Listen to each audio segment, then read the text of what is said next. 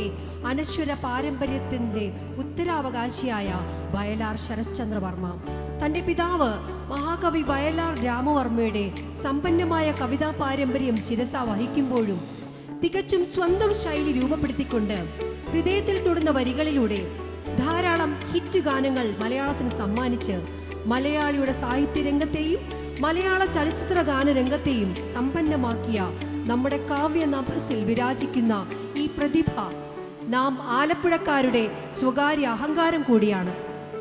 അദ്ദേഹത്തിൻ്റെ അനുഗ്രഹീത വാക്കുകൾക്കായി നമുക്ക് കാതോർക്കാം. ഉദ്ഘാടന പ്രസംഗത്തിനായി ശ്രീ വയലാർ ശരത്ചന്ദ്രവർമ്മയെ സാദരം ക്ഷണിച്ചുകൊള്ളുന്നു.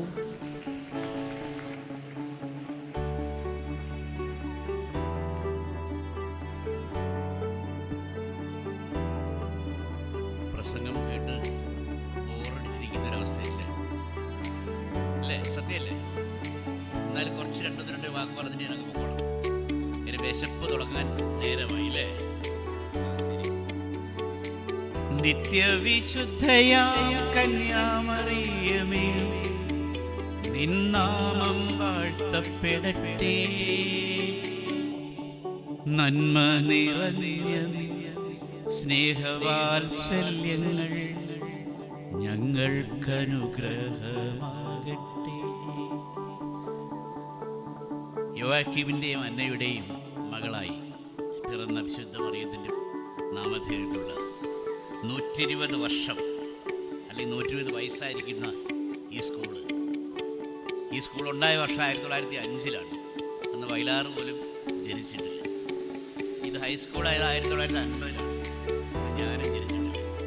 അപ്പം അങ്ങനെ വിദ്യാലയ മുത്തശ്ശി എന്ന് പറയുന്ന ഈ സ്കൂളിൻ്റെ ഇന്നത്തെ 120-ാം വാർഷികം ആഘോഷിക്കൊപ്പം ഹൈസ്കൂളിൻ്റെ 75-ാം വാർഷികം ആഘോഷിക്കുന്ന സദസ്സി വേദി സംസ്കൃതിയുടെ ഏറ്റവും പ്രത്യേകത വെച്ചാൽ കുട്ടനാടിൻ്റെ പ്രത്യേകത ഈ നോട്ടീസിലെ അല്ലെങ്കിൽ വേദിയിലെ സാന്നിധ്യത്തിലുണ്ട്. അതായത് കുട്ടനാടെന്ന് പറഞ്ഞാൽ നമ്മളറിയുന്ന വള്ളംകളിയൊക്കെ കൂടുതൽ ഇതൊരു കൃഷി നിലം അല്ലേ, പച്ചപ്പിൻ്റെ ഒരു സ്ഥലം. ഇതിൻ്റെ അധ്യക്ഷനായിരിക്കുന്ന റവറൻഡ് ഡോക്ടർ ജെയിംസ് പാലക്കൽ, അതിനകത്തൊരു പാലയുണ്ട്, ഒരു പച്ചപ്പ് ആയിരുന്നു അല്ലേ. അതേപോലെ അനുഗ്രഹ പ്രഭാഷണം നടത്തി ഇവിടുന്ന് പോയ ഫാദർ ആൻ്റണി ഏത്തക്കയാണ്, അതും കൃഷിയാണ്.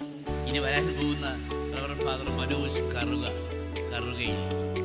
അപ്പം അങ്ങനെ കൃത്യമായിട്ടൊരു കൃഷിയുടെ അന്തരീക്ഷമുള്ളൊരു വേദി തന്നെയാണ്. ഇങ്ങനെ പ്രിയപ്പെട്ട ദൈവദാസന്മാരായ അച്ഛന്മാർ ഈ സ്കൂളിൽ നിന്ന് ശരീരമെന്ന വയൽ ഇവിടുന്ന് കൊണ്ടുപോകുമ്പോഴും ഇവിടെയുള്ള മറ്റുള്ള അധ്യാപകരിലേക്ക് സ്നേഹത്തിൻ്റെയും വാത്സല്യത്തിൻ്റെയും അറിവിൻ്റെയും വിത്തുകൾ പാകിയിട്ടിട്ട് ഇവിടുന്ന് വിരമിക്കുന്ന ബഹുമാനപ്പെട്ട Baiju Thomas, Chackochan Jayamathikkalam, Shrimati Jaya Thomas, Shrimati Regina Thomas, പ്രിയപ്പെട്ട അധ്യാപകരെ, principal, head master, PTA president, grama panchayat member, അതിലേക്ക് ഉപരി എനിക്ക് പറയാനുള്ള 2 പേരുണ്ട് ഇവിടെ. ഒന്ന് ഫിലിപ്പോസ് തത്തമ്പള്ളി. ഫിലിപ്പോസ് ആണ് എന്നെ ഇതിനകത്തേക്ക് വിളിക്കുന്നത്. അതിനൊന്നുകൂടെ ആക്കം കൂട്ടിയ ആളാണ് മുമ്പിലിരിക്കുന്ന തടിയിൽ പ്രകാശൻ, എഴുത്തുകാരനുണ്ട്. അദ്ദേഹം ക്യാമറ ഒക്കെ എടുത്ത് വെച്ചുകൊണ്ടിരിക്കുക. ഈ 2 പേരും കാരനാണ് എനിക്കൂടെ എത്താൻ കഴിഞ്ഞത്. ഫിലിപ്പോസിന് ഈയിടെ ഒരു ക്രിസ്മസിന് നല്ലൊരു എഴുത്തുകാരനാണ്, ഇപ്പോൾ അംഗീകാരവും മേടിച്ചതാണ്. അവാർഡ് ജേതാക്കളും ഉണ്ട്. അപ്പോൾ അംഗീകാരം മേടിച്ച ഫിലിപ്പോസിന് ഇത്തവണത്തെ ക്രിസ്മസ് ഗാനം അത് വളരെ നല്ലൊരു സങ്കല്പത്തിൽ അത് കേൾക്കാൻ പറ്റുമോ കേൾക്കുക. മാതാവ് ഉണ്ണിയേശുവിനെ ഉറക്കുന്നൊരു പാട്ട്. ആ സങ്കല്പത്തിൽ അങ്ങനെ പാട്ടധികം ഉണ്ടായിട്ടില്ല. അതിനൊരു പ്രത്യേകതയുണ്ട്. അതിന് അങ്ങനെ ഒരു നല്ല പാട്ട് എഴുതിയ ഫിലിപ്പോസിൻ്റെ സുഹൃത്താണ്, സഹോദരനാണ്. പ്രിയപ്പെട്ട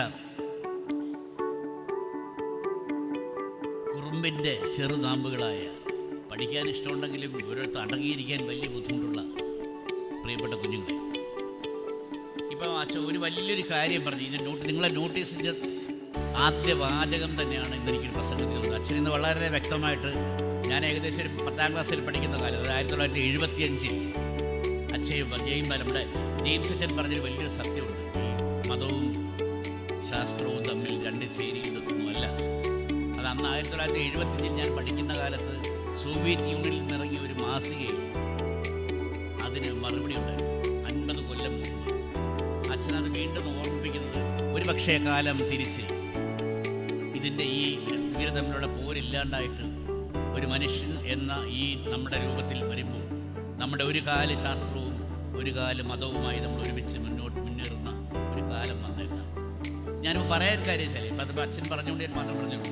ഇതിൻ്റെ ആദ്യത്തെ നോട്ടീസിൻ്റെ ആദ്യത്തെ വാക്ക് അക്ഷരത്തെറ്റിൽ നിന്നും അക്ഷരശുദ്ധിയിലേക്കുള്ള യാത്രയാണ് ജീവിതം.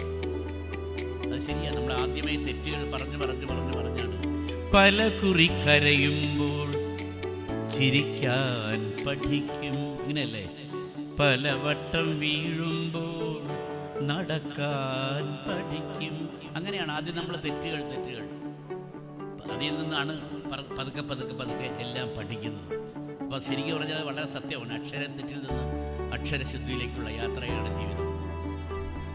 പിന്നെ ഇനിയിപ്പോൾ ഒരു സ്കൂളാണ്. ഇപ്പം ഞാൻ പഠിച്ചിട്ട് സ്കൂളിൽ നിന്ന് ഇറങ്ങിയിട്ട് 10ാം ക്ലാസ് പാസ്സായിട്ട് 50 കൊല്ലം 75. പക്ഷേ ഇന്ന് ഇവിടെ ഈ സ്കൂളിൽ വന്നപ്പോഴും ഞാനൊരു വാക്ക് പിടിച്ചു.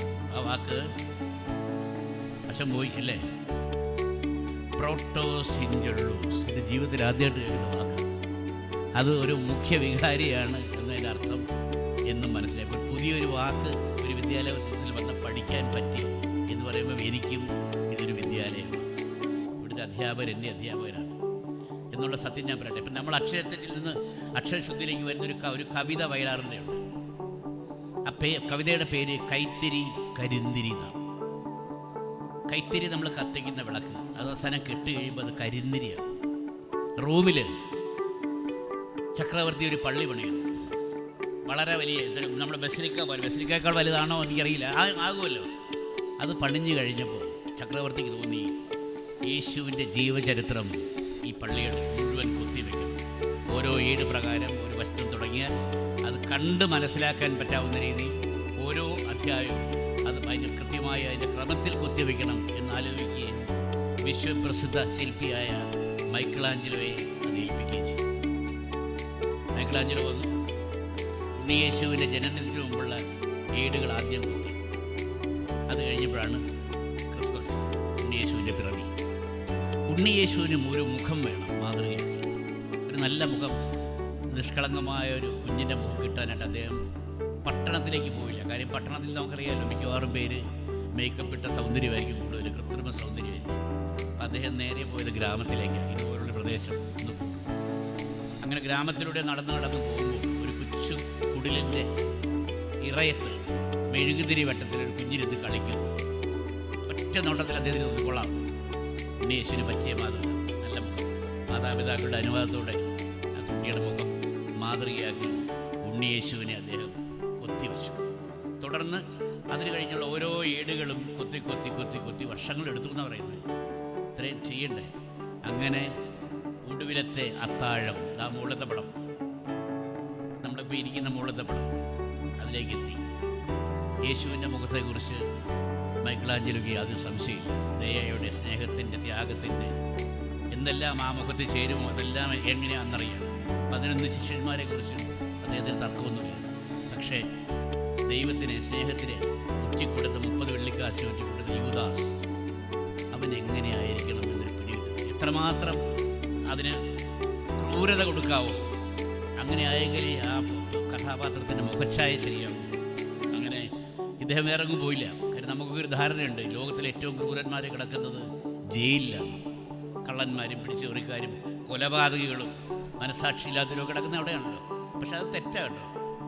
അവർ പിടിക്കപ്പെട്ടവരായതുകൊണ്ടാണ് അവർ കള്ളന്മാരായതോ കൊലപാതകയോ. നമ്മളൊക്കെ ഞാനൊക്കെ പിടിക്കപ്പെടാത്ത കള്ളനാണ്. അതുകൊണ്ട് ഞാനിങ്ങനെ വിലസി നടക്കുന്നേ ഉള്ളൂ. നമ്മളെല്ലാവരും അങ്ങനെയാണ്, നമ്മളിലൊക്കെ ഉണ്ടൊരു കള്ളത്തിലാണ്. അങ്ങനെ അദ്ദേഹം ഓരോ ജയിലറയിലെ മുമ്പിൽ കൂടെ നടന്ന് ഒരു സ്ഥലത്ത് വന്നപ്പോൾ ഒരാൾ ആ ജയിലിൻ്റെ വാതിൽ പിടിച്ചുകൊണ്ട്, ഇരുമ്പ് കമ്പിയിൽ പിടിച്ചുകൊണ്ട് അട്ടഹസിക്കുകയാണ്, അസഭ്യം പറയുന്നു, കാർക്കിച്ചു തുപ്പുന്നു, എന്തൊക്കെയോ പറയുന്നു. അദ്ദേഹത്തിന് സഹികെട്ട് ഒരുമാതിരി വികൃത രൂപം, കുളിക്കാത്ത മുടി, ജട പിടിച്ച് കിടക്കുന്നു, നിറച്ച് മുഖത്ത് മുഴുവൻ വസൂരിക്ക് തൂല കുണ്ടുമുഴി, ഷേവ് ചെയ്തിട്ടില്ല, ആകെ ഒരു വല്ലാത്ത രൂപം. ഒന്ന് നോക്കിയപ്പോൾ തോന്നിക്കൊള്ളാം, ഈ പറഞ്ഞ അദ്ദേഹത്തിൻ്റെ മനസ്സിൽ ഒരു യൂദാസിന് എന്തൊക്കെ വേണം അതെല്ലാം ഈ മുഖത്തുണ്ട്. പക്ഷെ എങ്ങനെയാണ് അങ്ങോട്ട് ചെല്ലും? കാര്യം ഒരു രക്ഷയിൽ അടുത്തേക്കില്ല, അതുമാത്രം ബഹളമാണ്. എന്നാലും പതുക്കെ ഓടിച്ചെന്ന് പറഞ്ഞു, ഞാൻ മൈക്കിളാഞ്ചലോ, എനിക്ക് അങ്ങ് ഒത്തിരി നേരം ഒന്ന് സമാധാനമായിട്ട് നിന്ന് തന്നാൽ അങ്ങയുടെ മുഖം എനിക്ക് യൂദാസിൻ്റെ മാതൃകയാക്കി ഒന്ന് വരച്ചെടുത്തിട്ട് എനിക്ക് ശില്പം ഉണ്ടാക്കാനാണ്. അത്രയും നേരം വളരെ ബഹളം കൂട്ടിക്കൊണ്ടിരുന്ന ആ മനുഷ്യൻ ശാന്തനായി.